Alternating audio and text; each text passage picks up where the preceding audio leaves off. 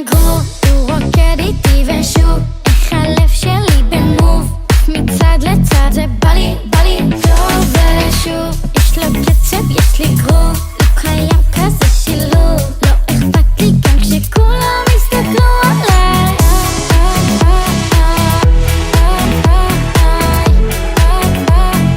כולם הסתכלו עליי.